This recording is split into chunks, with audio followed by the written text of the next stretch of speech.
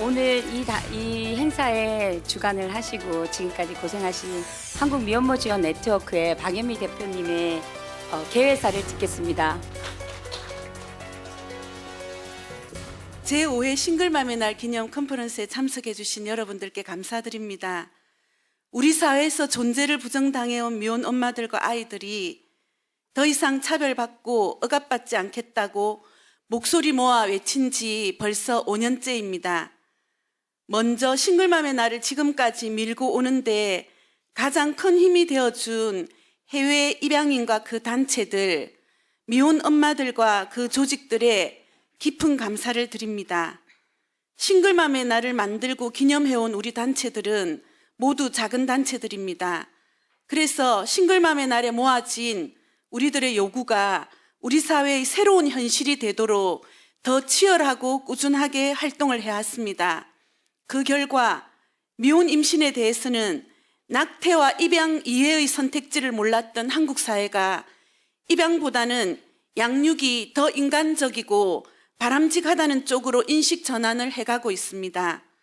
결혼했든 안 했든 가난하든 부유하든 장애가 있든 없든 모든 엄마들이 자신의 아이를 낳고 아이와 함께 살며 모든 아이들이 자기를 낳아준 친생 부모와 함께 사는 것은 인간으로서 뺏길 수 없는 타고난 권리여야 합니다. 이것을 제대로 보장해 주는 것이 국가와 사회의 존재 이유 중 하나여야 합니다. 또한 모든 아동들이 부모의 처지와 상황, 자신의 신체적, 정신적 상황에 제약되지 않고 동등한 출발선에서 삶을 시작하고 성장해 갈 수 있도록 부모뿐 아니라 국가와 사회의 모든 구성원들이 함께 노력해야 한다는 것은 이제 상식이 되어가고 있습니다. 어무교육, 어무급식, 국가의 양육 책임, 고운망 카드 등의 정책도 이 연장선상에 있습니다. 지난 10여 년 동안 아동들의 훌륭한 성장을 돕는 정책과 제도들이 많이 만들어졌지만 그 망들이 촘촘하지 않고 빈 곳이 많아 아동들의 생존과 성장에 여전히 큰 위협이 남아 있습니다.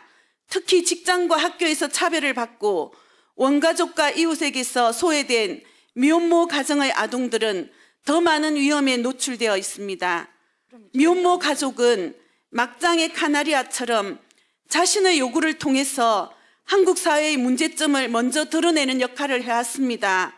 제5회 싱글맘의 날을 계기로 미혼모 가족은 자신의 요구 실현 과정을 통해서 한국 사회의 문제를 해결하는 데 앞장서는 소금 같은 역할을 할 것이라 기대하며 각계각층의 많은 분들이 함께 동참해 주기를 요청합니다. 네, 안녕하십니까. 새정치민주연합 국회의원 보건복지위원회 소속 남인순 의원입니다. 예, 벌써 5회째를 맞았습니다. 그리고 저는 3번 같이 공동주최를 했는데 사실 이제 공동주최하면서 오늘은 굉장히 마음이 좀 제가 제 할 일을 다 했나 이런 반성을 많이 했습니다. 그동안 이 행사를 사실 함께 해오셨던 한국미혼모 지원 네트워크, 또 인트리, 또 한국미혼모 가족협회, 대구미혼모 가족협회, 또 진실과 화해를 위한 해외 입양 모임, 또 민들레회, 뭐 뿌리의 집, 세이브 더 칠드런, 구세군 두리홈, 그다음에 공익인권법재단 공감 이렇게 정말 그동안 함께 해왔었고요. 많이 감사를 드립니다. 그리고 또 우리 공동 주최해 주신 새누리당 신경림 의원님께도 특별히 감사를 드립니다. 제가 이렇게 반성을 했던 부분은 싱글맘의 날을 통해서 이 문제를 우리가 알려내면서 사실 구체적인 변화를 만들어냈어야 되거든요. 근데 여전히 사실은 국회에서는 이거를 예산과 법으로 사실은 보여드려야 되는데 그런 점에서 제대로 저희가 그 예산을 많이 확보를 하지 못한 것 같습니다. 물론 이제 입양특례법을 좀 제가 이번에 개정안을 내서 국내 입양뿐만 아니라 이제 국외 입양을 할 경우에도 반드시 사후 관리를 하도록 하는 그런 내용이 이제 개정이 됐습니다. 아마 그거는 작년에 이제 그 현수 사건이라고 해서 기억을 하실지 모르겠지만 이제 미국에 입양된 그 아이가 104일 만에 양보에 의해서 그 무참하게 이제 죽임을 당하는 그런 일이 있었기 때문에 이제 그런 부분들을 막기 위해서 한 이제 개정이었고요. 사실 이제 오늘 취지는 우리 싱글맘들의 아이들을 제대로 키울 수 있는 그런 환경을 만들어야 되는데 특히 그 양육 수당이 너무 말이 안 되게 되어 있죠. 그래서 그 부분을 그 개정해 달라고 저도 여러 번 예결위원도 하면서 말을 했습니다. 그 위탁모한테는 더 많이 주고 직접 그 친생 부모가 키우는 이런 그 미혼모 싱글맘들한테는 이 양육 수당을 이렇게 적게 주는 게 말이 되느냐. 그렇게 이제 그 정보 당국에 얘기를 해봤는데요. 정말 말이 안 통했어요.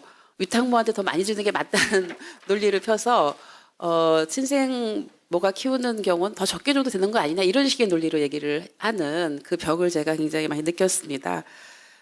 어쨌든 이 부분은 우리 여기 오신 정말 신경인 의원님도 그렇고 또 지금 우리 보건복지원의 김춘진 위원장님도 오셨고요. 그다음에 박윤옥 의원님도 함께 오셨습니다.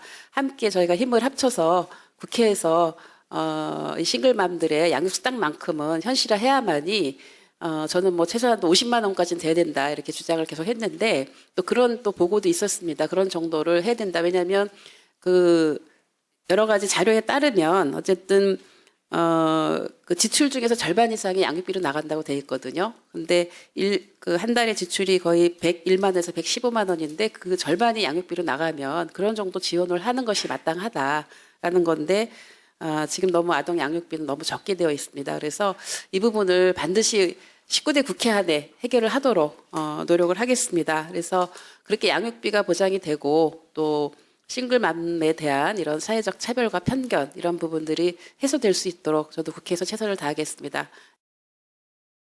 이제 싱글맘의 날을 기념 컨퍼런스 정말 중요한 문제라고 생각합니다. 우리가 세계에서 가장 초저출산 국가죠. 바로 이러한 싱글맘을 해결하는 문제, 이게 저출산 문제 해결하는데 하나의 큰 요인이 된다고 생각합니다. 불란서나 뭐 이런 데는 이야기를 저출산 극복한 국가로 이야기를 하지만 거기는 결혼 않고 난 아이들이 30%가 이렇게 넘는다고 합니다. 바로 우리도 이 싱글맘이 아이를 잘 키울 수 있도록 우리 전통적인 유교적인 사고에서 벗어나서 법과 제도를 만들고 또 지원하고 이런 정책이야말로 대한민국 미래를 위해서 꼭 바람직한 정책이다 이렇게 생각합니다. 그래서 우리 박윤옥 의원님 함께 하셨지만은 이 자리에 계신 모든 분들과 함께 이 문제 해결하는데 최선의 노력을 다하겠다는 말씀 올리면서 진심으로 싱글맘의 날 기념 컨퍼런스를 축하드립니다. 첫 번째로 임신, 출산, 의료 지원 모두에게 차별 없이 지원하라라고 하는 그 경험을 말씀을 해주실 윤미선님의 발표를 듣도록 하겠습니다. 저는 4살과 100일도 안 되는 두 아이의 미혼모입니다. 저는 미납으로 인해서 건강보험이 적용이 안 됩니다. 오랜 기간 미납으로 인해 건강보험료 독촉장과 함께 혜택을 받지 못한다는 통보를 받았습니다. 모든 잘 먹는 큰딸은 고맙게도 병원 안 가도 될 정도로 가벼운 감기나 땀띠 정도였기 때문에 병원비가 들지 않았습니다. 그러다가 둘째를 임신하였는데 이 아이를 출산하기 위한 진료비와 출산비 지원받는 것에 대해서 고민하게 되었습니다. 그래서 시설에 들어가서 아이를 출산하려고 했지만 큰 아이가 있어서 같이 들어갈 시설이 없었습니다. 그래서 입소하지 않은 상태에서 또 지원받을 수도 없었고요. 그러다가 고운만 카드에 대해서 들어서 그 고운만 카드를 발급받고자 병원 측에 문의를 했더니 의료보험공단에 문의를 하라고 하시더라고요. 그래서 의료보험공단에 전화해 문의했더니 건강보험료가 미납이 되어서 고운만 카드가 발급이 안 된다고 하셨습니다.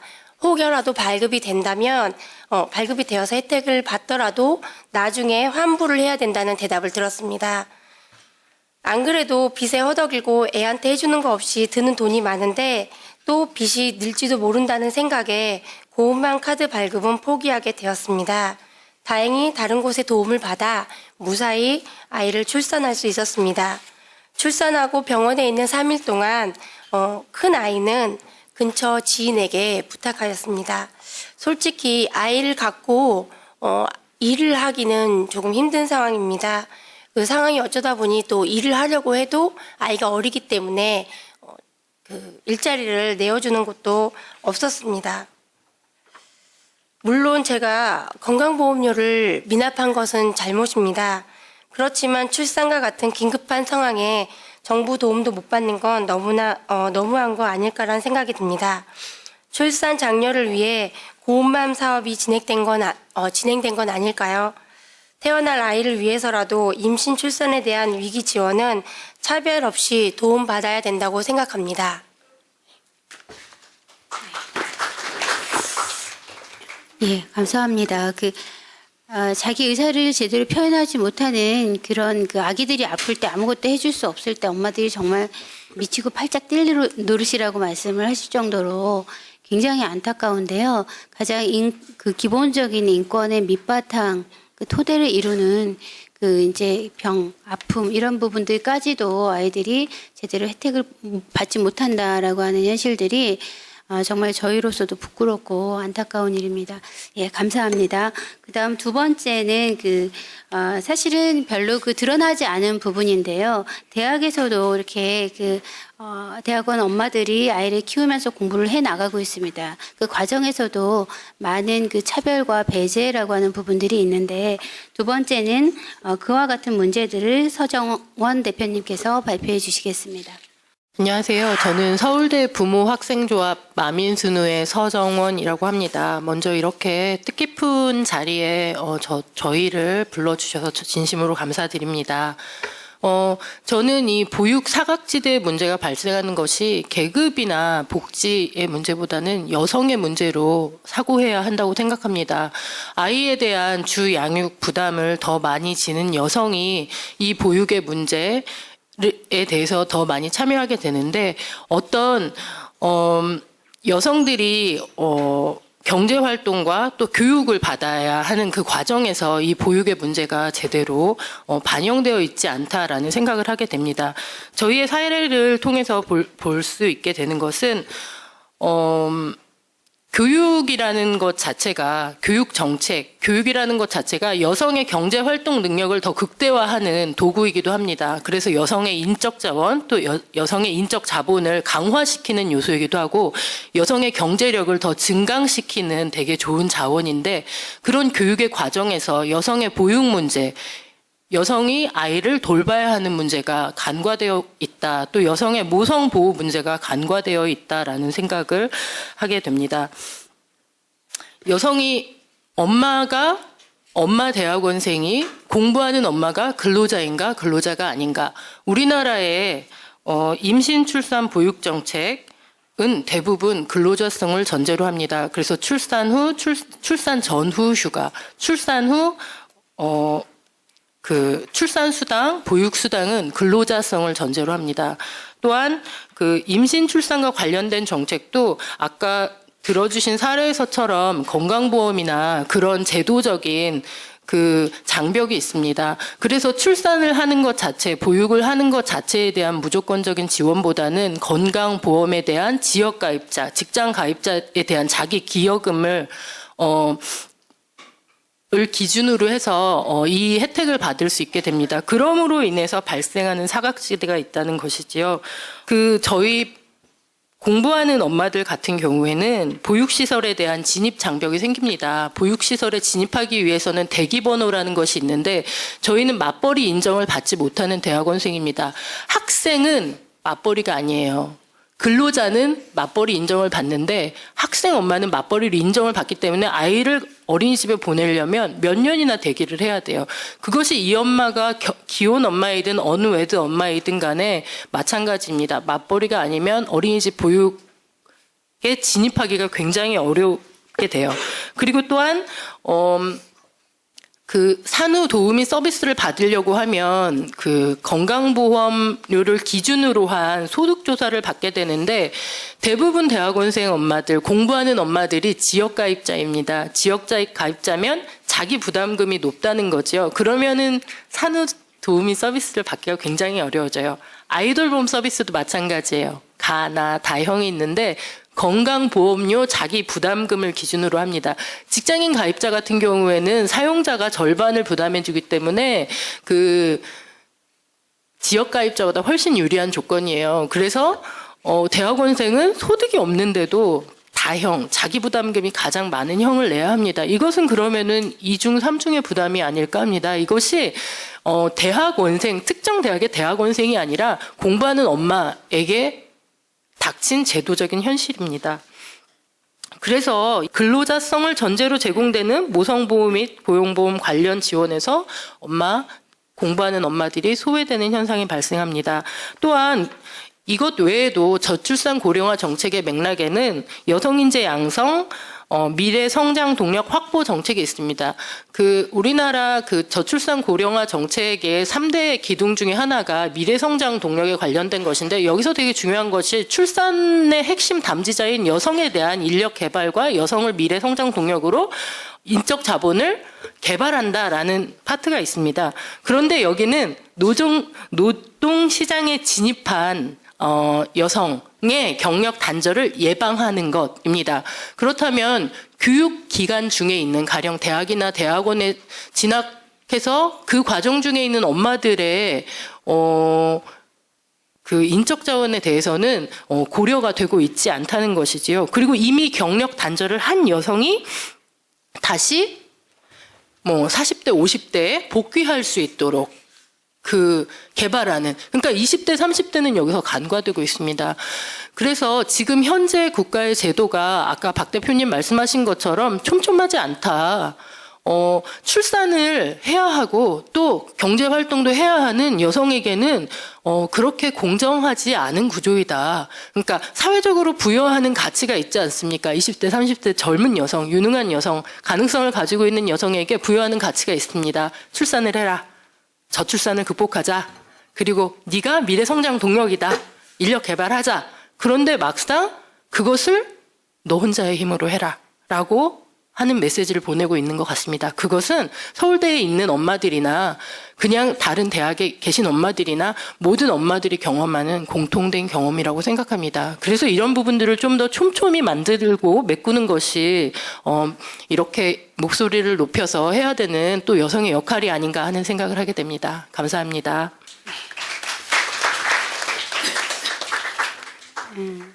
7개의 그 발제 내용 중에 대학에서의 대학원 엄마들의 양육의 문제를 다루는 것이 어쩌면 조금 생소할 수도 있을 거라는 생각을 이 토론 발제문들을 보면서 좀 했습니다. 그러면서 한편으로는 다른 어떤 그 단체나 기관들이나 어머니들보다 싱글맘들이 개방적이구나 라고 하는 것들도 다시 느낄 수 있었던 그런 주제였고요. 아울러서 저도 25년 전에 배불뚝이라고 누가 그러시더라고요.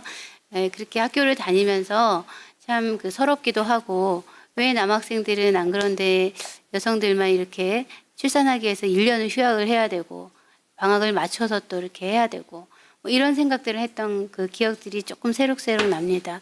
20년이 지난 이 시점에 이와 같은 발제를 해주신 그 서정원 대표님께 감사를 드립니다.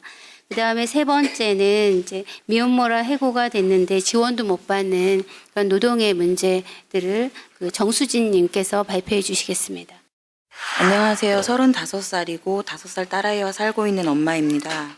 아이를 낳기 전 저는 사업 실패와 명의도용으로 빚이 있었어요. 임신 사실을 알게 된 것은 5개월쯤이었습니다. 출산 결정은 했으나 막막했고 입양과 양육 사이에 끝없는 고민을 하면서 배를 복대로 감싸고 편의점 아르바이트를 시작했습니다. 마지막 달쯤 일하던 편의점에서 저의 몸 상태를 의심하던 아주머니가 제 배를 만져보시더니 임신을 알아차리고 바로 사장님께 알렸습니다. 저는 그날 이후로 더 이상 일을 할 수가 없었습니다. 임신 상태에서 생계를 유지하려고 노력했는데 그것마저 박탈당한 부당한 처사였음을 지금은 알고 있지만 그 당시엔 저 스스로도 제가 임신 사실을 숨긴 것과 남편 없이 임신한 것이 직장 동료들에게 손가락질 받을 일이고 사장님에게 해고당할 만한 이유였다고 생각하였습니다. 해고당하고 약 한 달 후 아이를 낳을 병원비와 약간의 생활비만 가지고 홀로 병원에 찾아가 소리 한번 안 지르고 아이를 낳았습니다. 월세가 밀린 집으로 아이를 데려와 모유도 먹이고 돈이 바닥날 때까지 정성으로 보살피다가 입양 기간에 보냈습니다. 그렇지만 아이를 떼어놓는 것이 죽기보다 힘들어서 입양 기간에 돈을 주고 다시 아이를 데려왔고 부모님과 친구들에게 알렸습니다. 형편이 안 좋으셨던 부모님께서는 입양 보내라고 하셨고 친구들도 제 아이보다는 저를 걱정했습니다. 우연히 알게 된 동네 주민의 도움으로 동사무소를 찾아가게 되었습니다. 하지만 사회복지사는 제 상황을 파악하려 하지도 않고 수급자 신청서만 쥐어주고 돌려보냈습니다. 그 상황을 지켜보셨던 동네 주민께서 수원시청에 민원을 넣어주셨고 그 덕분에 시청에서 직접 조사 나오셔서 경기도 위기지원 사업인 무한돌봄을 받게 되었습니다. 일시적인 생계비가 지급되어 아이와 지내고 있는 중에 사회복지사 선생님들께서 저와 아기가 지낼 수 있는 시설을 알아봐 주셨습니다. 그런데 선생님께서 어렵게 꺼내신 말씀은 수진 씨 20대 초반에 이용 기록이 있어서 미혼모 시설에서 받아줄 수 없대요. 모자 시설은 오래 대기해야 하고 결국 감사하게도 시청에선 긴급 주거 지원을 해주셨습니다. 그리고 기초생활 수급자도 되었습니다. 이혼이나 사별 후 재혼하지 않고 아이를 낳을 경우 도움받을 수 있는 시설이나 지원은 없었습니다. 제 아이는 태어날 때 2.4kg였습니다. 태교는 고사하고 제대로 먹지도 못하고 힘들어했던 제 탓입니다. 그래서 돌 때까지 발육 지원으로 병원을 다녔고 이후로는 천식으로 인한 잦은 병치레로 입퇴원을 반복했습니다. 저에게 기초생활수급비는 턱없이 부족했습니다. 지원을 알아보던 중 경기도 미혼모 거점기관인 안산건강가정지원센터를 알게 되어 분유와 기저귀 의료비를 도움받을 수 있었습니다. 그러나 얼마 후 제 과거의 이혼 기록으로 미혼모 지원을 받을 수 없다는 통보를 받게 되었습니다. 거점 기관의 도움이 절실했던 저는 따졌지만 여성가족부의 지침이라 따를 수밖에 없다는 관계자의 말만 들어야 했습니다. 수급비에만 의지할 수 없었던 저는 집에서 할 수 있는 부업도 하고 파지도 팔아가며 아이와 함께 지낼 수 있는 것만으로도 감사하다고 생각하며 살았습니다. 그러던 중 한부모 생활 코디네이터를 모집한다는 글을 보게 되었습니다. 아무런 기술도 없고 학벌도 없는 저에게 남을 도울 수 있는 직업이 생길 수 있다는 희망이 생겼고 제 아이에게 좀 더 떳떳한 엄마이고 싶었던 마음에 신청하게 되었습니다. 필요한 모든 교육을 이수하였고 한부모 생활 코디네이터를 2013년도부터 하게 되었습니다. 활동비로 교통비 정도만 지급되기 때문에 생각보다 생계에 도움은 안 되었지만 보람으로 지금까지 버티고 있습니다. 한부모 생활 코디네이터로 활동하면서 제가 미혼모 엄마들에게 가장 먼저 해주는 얘기는 미혼모 거점기관을 이용하라는 것이었습니다. 그렇지만 이용 가능한 자격임에도 이용할 수 없는 사례들이 있었습니다. 경기도 거점기관인 안산건강가정지원센터의 경우 의정부나 포천에 사시는 미혼모들은 거리상의 문제로 이용이 거의 불가능했습니다. 또한 거점기관에서 하시는 미혼모 위기지원 사업도 연말이면 예산이 떨어져서 도움을 받을 수 없고 연초에는 예산을 받지 못해서 사업을 진행 못한다는 얘기를 들었습니다. 이런 이유로 긴급한 상황에 놓인 미혼모들이 제때 지원을 받지 못하고 있습니다. 이런 사례 외에도 사각지대에 놓여있는 엄마들의 사례는 많았습니다. 엄마들이 어려운 상황에 처해 아이들을 제대로 돌보지 못할 때에는 누구나 도움을 받도록 해야 하지 않을까요? 우리에게 맞춰주는 복지가 아니라 우리가 맞춰가는 복지인 것 같았습니다. 지금까지 불편한 제 이야기 들어주셔서 감사합니다. 더욱 열심히 살아가도록 하겠습니다.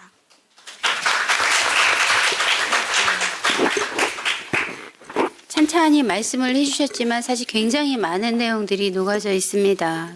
도와주는 것도 없으면서 아기 가졌다는 이유로 그야말로 꼰질르는 아줌마는 왜 그러시는 건지 에서부터 시작해서 그 사회복지사와 또 지원센터에서는 그래도 도움을 많이 주셨는데 이런 그 전반적인 사회적 인식 개선의 문제들이 굉장히 곳곳에 놓여 있구나라고 하는 것들을 다시 한번 확인할 수 있는 그런 경험이었던 것 같습니다. 특히나 아이를 키우겠다고 하는데 잠깐 맡겨놨던 아이를 데려오는데도 그 많은 수고와 비용이 들어야 된다라는 것도 저희 몰랐던 부분인데요. 이런 부분들도 제도 개선이 이루어졌으면 좋겠다는 생각이 듭니다. 예, 그 다음에 네 번째로는 주거와 장애 아동 양육의 문제에서 어려움을 겪으신 장은희님의 발제를 듣도록 하겠습니다. 안녕하세요. 저는 장애를 가진 아이를 키우는 미혼모 장은이라고 합니다. 오늘 제가 많은 분들 앞에서 하고 싶은 얘기는 임대주택에 관하여 제가 느낀 어려운 점을 얘기하려고 합니다. 아이를 낳기 전에 임대주택은 저와 무관할 거라 생각했습니다. 그래서 임대주택 제도에 관하여 아는 게 전혀 없었습니다. 출산을 하고 아이가 아파 수급건재로 지내다 보니 수급비로 생활에 어려움이 많을 때 저희 아이를 도와주시는 많은 분들이 임대주택을 신청하라는 얘기를 하셨고 그때부터 임대주택에 관심을 가지게 되어 여기저기 알아보며 때론 이해가 되지 않는 부분도 있고 신청에 관해서 어려운 점이 많이 있다는 걸 알게 되었습니다. 우선 신청에 관하여 어려운 점을 말씀드리겠습니다. 임대주택 전세 임대주택 등 정해진 날짜가 있는 게 아니어서 개인적으로 홈페이지를 수시로 검색해야 합니다. 여기에는 연초, 연말에 신청을 받는 것뿐 아니라 중간에 받는 추가 신청은 어디서도 알 수 있는 방법이 없어 NH공사와 SH공사의 홈페이지 확인을 수시로 해서 신청을 해야 합니다. 그러다 보니 신청 관련 정보를 알기 위해선 포털 사이트에 검색을 해볼 수밖에 없지만 포털 사이트도 정확한 정보가 있지 않아 헷갈리게 일쑤입니다. 그리고 공고에 따른 신청 방법이 제각각이어서 신청할 때마다 번거롭고 어렵습니다. 예를 들면 어떤 건 NH, SH 홈페이지에서 신청을 해야 하고 어떤 건 구청에 가서 신청을 해야 하고 동사무소에서 신청을 받는 경우도 많이 있어 헷갈립니다. 저도 처음 신청할 땐 어떻게 해야 할지 막막하여 신청을 번번이 놓치기 일쑤였습니다. 제가 바라는 점은 통합적으로 정보와 신청을 할 수 있는 부서 혹은 홈페이지가 있었으면 좋겠다는 것입니다. 그리고 우선순위에 관하여 말씀드리겠습니다. 수급권자라 할지라도 청약을 어느 정도 부어야 가산점을 받을 수 있다고 알고 있습니다. 수급자로 장애 아이를 키우면서 청약을 든다는 것 자체가 부담이 많이 됩니다. 매달 방세 및 세금을 납부하고 나면 25만 원에서 30만 원 정도가 남는데 그 돈으로 아기 분유값과 기저귀 사는 것도 빠듯합니다. 청약 매달 10,000원을 넣는 것 자체가 저한테는 큰 어려움이 있었습니다. 저뿐만 아니라 다른 장애아를 키우는 한부모는 솔직히 취업도 어렵습니다. 아이가 아프다 보니 취업은 꿈 같은 얘기고 수급비에 기댈 수밖에 없는 상황입니다. 그래도 저희 아이 같은 경우에는 많이 좋아져서 올 3월부터 유치원에 다니기 시작하면서 저도 아르바이트를 시작하여 청약을 넣기 시작했습니다. 그 전엔 청약을 넣을 형편이 되지 않았습니다. 이 부분도 고려해 주셨으면 좋겠습니다. 수급자라 할지라도 청약을 넣을 형편이 되는 사람은 잘 모르겠지만 저처럼 매달 5,000원, 10,000원이 아쉬운 사람들도 똑같이 적용을 하면 안 된다고 생각합니다. 그리고 정말 이해가 되지 않는 부분은 장애아 보호자라 할지라도 나이가 어리면 취업을 하여 생활이 안정될 수 있다는 이유로 가산점을 받지 못합니다. 저희 아이는 발달장애 3급으로 경증에 해당됩니다. 하지만 경증이든 중증이든 장애를 가진 건 똑같습니다. 그런데 장애가 심하지 않다고 가산점을 받지 못한다는 건 정말 이해되지 않습니다. 이 부분도 수정을 해주셨으면 좋겠습니다. 또한 장애인이 만 18세 이상으로 본인 신청이 아닌 보호자가 신청할 땐 가산점이 많이 부과되지 않고 있습니다. 장애아를 키우는 입장에서 볼 땐 참 이해가 되지 않습니다.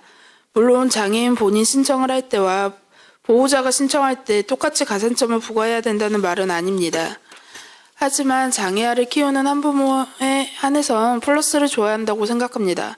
물론 다들 어려운 건 알고 있지만 부모가 양쪽 다 있는 것과 한부모가 장애아를 키운다는 건 많은 부분에서 어려움과 고충이 있습니다.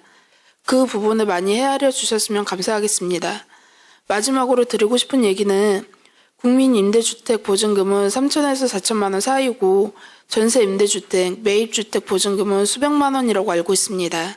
설사 당첨이 된다 할지라도 은행 대출이 사실상 되지 않는 사람이 많습니다.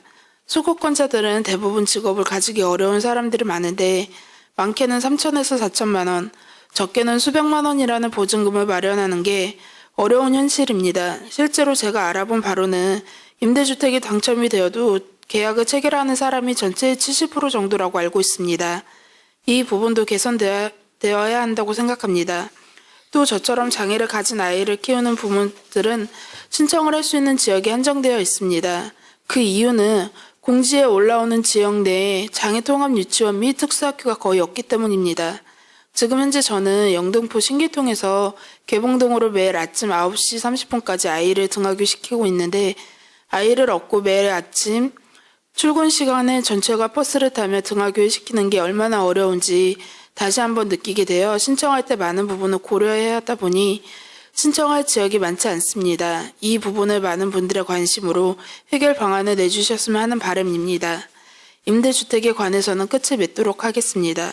다음으로 제 개인적인 부분을 얘기하려고 합니다.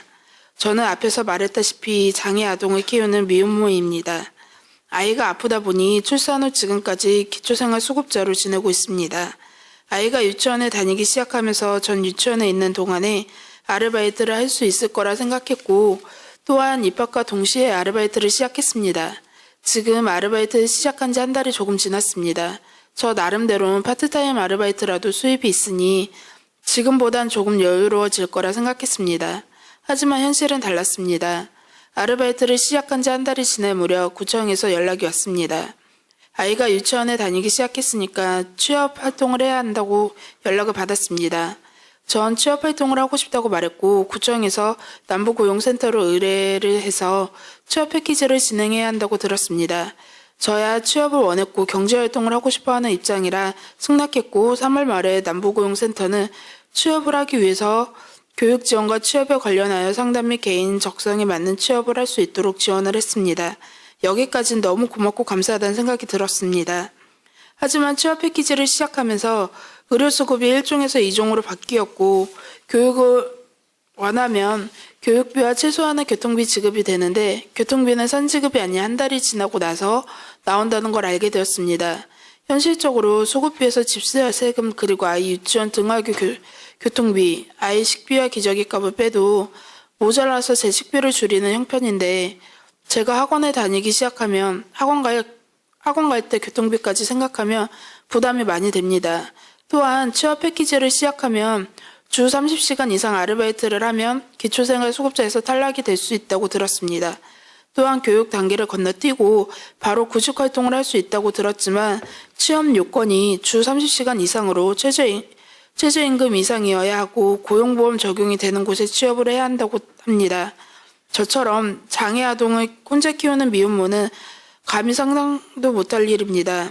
아이가 유치원에 있는 시간이 6시간 정도인데 어떻게 주 30시간 이상 근무하는 곳에 취업할 수 있겠습니까? 전 취업활동을 하더라도 파트타임 아르바이트나 재택근무 또는 프리랜서로 시간을 구애받지 않고 할 수 있는 일을 찾아야 하지만 남부고용센터에선 정해진 플랜에 맞춰 취업을 하라고 합니다. 그렇지 않으면 기초생활수급자에 탈락한다고 합니다.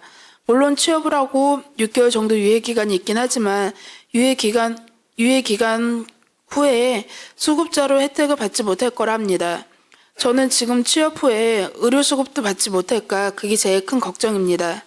개인마다 상황을 고려하여 취업 후에도 의료수급을 받을 수 있도록 제도가 있었으면 좋겠다는 생각을 합니다. 정말 하고 싶은 얘기는 많이 있지만 시간 관계상 여기까지 하도록 하겠습니다. 부족한 저의 얘기를 들어주셔서 감사합니다. 예, 그다음에 이제 6번째는 그 작년에 출생 신고제, 등록제 뭐 많은 논의가 있었는데요. 오늘 출생 등록제에 대해서 제인정 트렌카 대표님께서 발표해 주시겠습니다. Hello, my name is Jane Jung Trenka. Anyway, I was asked to speak about birth registration because it's been posited sort of by the other side that in order to help the unwed moms, we should allow moms to abandon their children without birth registration. Our side thinks that it's not helpful to abandon children. What we should do is let the children have the human right to birth registration, and then you should help the moms to raise them. And also in 2013, 2 years ago at Single Moms Day, we talked about this issue fully, and I'll just give a brief recap of the papers that were given since I can't do anything better. NCRC Secretary General Jun Byung-soo presented a paper 2 years ago where he explained that the United Nations considers birth registration a human right, also the right to identity and the right to nationality as a basic human right. And he described the international human rights treaties that say this. Kim Soo-jung from the Jihyang law firm also pointed out the importance of birth registration, and he recommended that Korea change its current birth reporting system into an automatic birth registration system to protect against human trafficking, illegal and internet adoption, and the abandonment of children.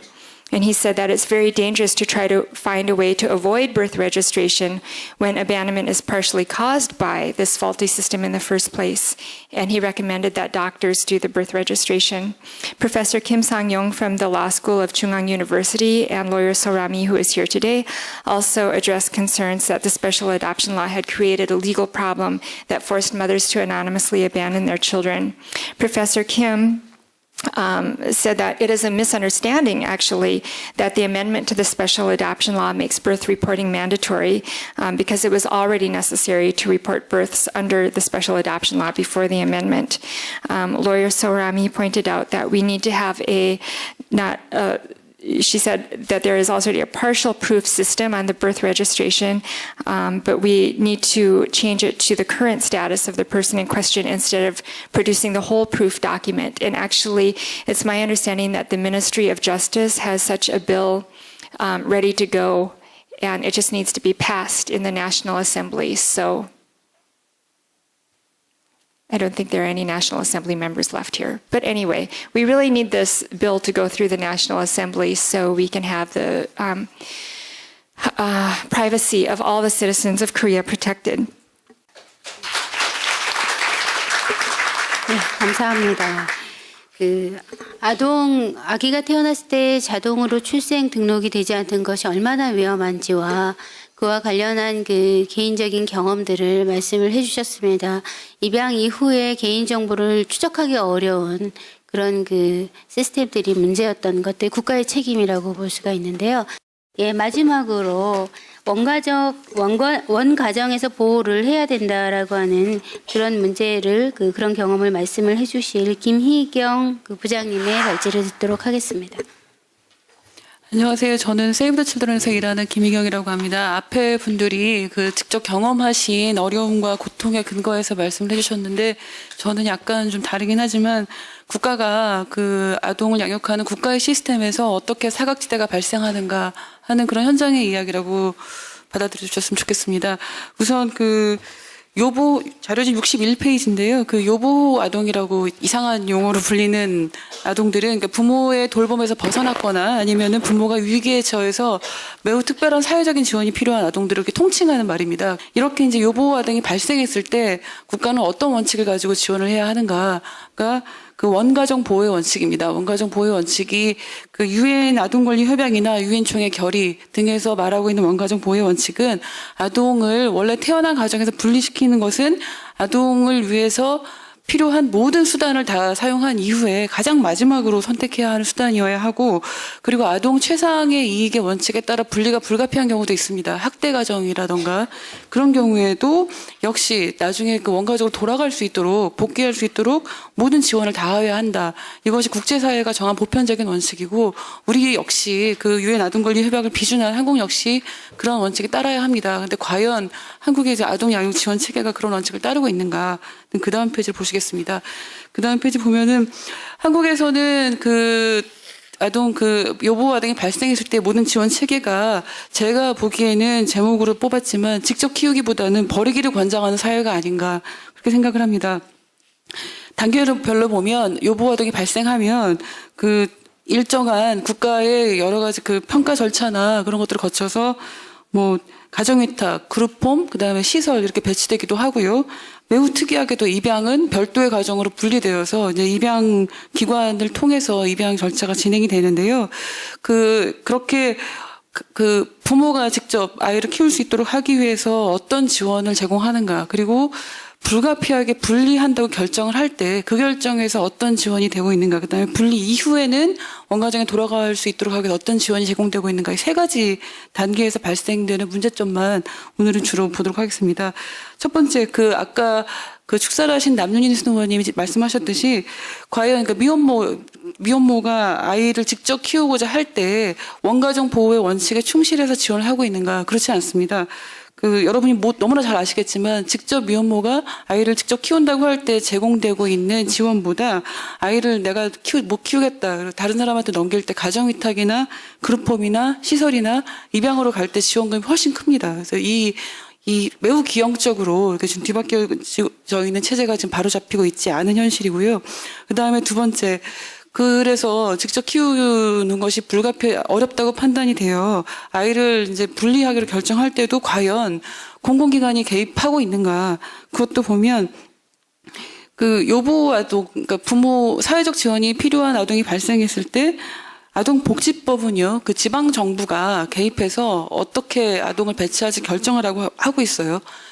근데 입양을 하는 아동 역시 그 부모의 돌봄에서 벗어나서 사회적 지원이 필요한 요보 아동인데, 입양 아동들만 그 공공기관이 아니라 직접 민간 입양 기관에 데려가서 거기서 입양 절차를 진행하도록 그렇게 체계가 분리되어 있습니다. 그래서 입양 아동은 공적 개입이 전혀 없이 마지막 단계에서 가정법원이 허가를 하기는 하나, 그런 입양 절차에 들어가는 그 절차 처음에 들어가는 과정에서는 공적 개입이 전혀 없다는 것이죠. 그래서 그게 또 기이하게 분리되어 있고요. 그리고 상담 정보 제공 역시도 작년에 저랑 같이 일하는 동료들이 과연 그 지방자치단체가 그 위기 임신 사실을 알리고 미혼모가 지원을 요구할 경우에 어떤 정보를 제공하는지 알아보려고 복지부, 여성가족부, 그다음에 지자체에 그런 콜센터 전화를 다 해봤어요.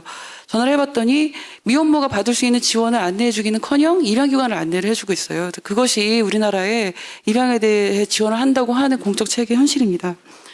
그리고 이제 그 아동을 분리를 했어요. 그 다음에 분리를 해서 이제 아동이 그룹홈이나 뭐 시설이나 이런 데로 갑니다. 근데 가고 난 다음에 국제 기준이 정하는 원칙은 그런 대한양육 체계에서도 아동을 원가족으로 복귀할 수 있도록 끊임없이 모니터링을 하고 원가족으로 돌아갈 수 있도록 하는 그 지원을 제공을 하라라는 것이 국제사회 원칙입니다. 하지만 우리 사회는 그 조사를 해보면 대부분 그 원가정으로 돌아가기 위한 서비스 제공 거의 되고 있지 않습니다. 여기 63페이지에 짧게 기술을 해놨지만 위탁 가정에서는 그 원가정 보호 서비스 제공되는 것이 4.6%, 그 다음에 뭐 그룹홈이나 시설 이런 데서는 뭐 6% 아니면 1%도 안 되는, 거의 그 지원이 제공이 안 된다고 보면 되고요. 그 다음에 과연 그런 지원을 제공을 정말 제대로 하느냐 하는 거를 정부가 모니터링 하도록 돼 있는데 이 모니터링도 거의 안 되고 있습니다. 그래서 그런 간략하게 3가지 단계만 살펴보아도 우리는 미혼모가 직접 아이를 키우기보다는 오히려 버리기를 권장하는 식으로 좀 시스템이 짜여져 있다고 할 수가 있어요. 그래서 이런 것들을 좀 개선하기 위해서 우선 가장 첫 번째 양육비 지원 체계가 직접 키우는 것보다 버릴 때 더 많은 이런 양육비 지원 체계를 뒤집어서 미혼모가 직접 키우는 것에 가장 큰 지원이 갈 수 있도록 좀 지원 체계가 바뀌어야 되고요. 그리고 아이를 불가피하게 분리하는 과정에서도 그 정보를 좀 미혼모가 받을 수 있는 지원 정보를 최대한 좀 정확하게 전달을 해서 직접 키울 수 있는 최선의 환경을 좀 조성을 해주고, 그리고 입양을 의뢰하는 아동도 역시 다른 가정위탁이나 그룹홈에 가는 아이들과 마찬가지로 공공기관이, 그러니까 지방 정부가 개입을 해서 그런 배치 같은 것들이 이루어지도록 같은 체계 안에 좀 편입이 되어야 된다고 생각합니다. 입양아동도 요보아동인데 바로 민간기관인 입양기관으로 바로 데려가도록 하는 것은 아동복지법과도 지금 배치되고 있는 상황입니다. 그리고 보호체계에 이제 아동을 배치할 때도 아이들의 좀 의견을 존중하고 또 원래 거주지에서 가까운 곳에 배치를 한다던가, 그다음에 형제자매를 또 갈갈이 찢어가지고 따로따로 배치하는 경우도 많은데 형제자매는 좀 같은 환경에서 같이 지낼 수 있도록 배려를 한다던가 하는 그런 원칙들이 필요하고요. 그리고 분리된 이후에도 원가정을 돌아갈 수 있도록 하는 지원 서비스가 강화가 돼야 됩니다. 원래 유엔 총회에서는 석 달에 한 번씩 원가정 보호를 위한 상담이 제공되고 있는지를 모니터링 하도록 되어 있는데 지금 한국에서는 거의 없습니다. 그래서 그런 부분들이 주기적으로 아이가 이런 환경에서 지금 살고 있는 것이 적절한가 하는 배치 평가를 해야 하고요. 그런 가족 재결합을 위한 전문적인 상담을 제공을 해야 되고, 그 다음에 부모가 아닌 그런 시설이나 이런 데 살고 있는 아이들이 자기들이 느끼는 불만들이 있을 때 그 불만을 위협 없이, 위협감을 느끼지 않고 제한할 수 있도록 하는 불만 제기 창구 같은 것들도 좀 만들 필요가 있다고 봅니다. 이상입니다. 네, 감사합니다. 원가정 보호는 헤이그 협약의 기본 원칙입니다. 근데 그 원칙은 접어두고 나머지 적은 비율로 여지껏 크게 확대시켜온 것이 아닌가라는 생각이 듭니다. 입양을 보낸 어머니들이 아이를 보냈지만 심장에서는 아이를 떠나보내지 못하고 평생을 살아간다고 할 정도로 굉장히 깊은 상처이기 때문에 현재 그 모순이 빨리 그 해결이 되기를 바랍니다. 오늘 그 7분의 그 발제자님들께 감사를 드립니다. 정말 삶의 경험들 이 자리에서 토로하시는 것이 굉장히 어려운 일인데요. 그래도 싱글 마음의 그 복지나 아이들의 그 양육 사각지대 문제가 조금이라도 해소됐으면 하는, 해결이 되기를 바라는 마음에서 본인들의 경험을 말씀을 해주셨기 때문에 더더욱 그 진심으로 감사를 드립니다. 박수 한번 보내주시고요. 네.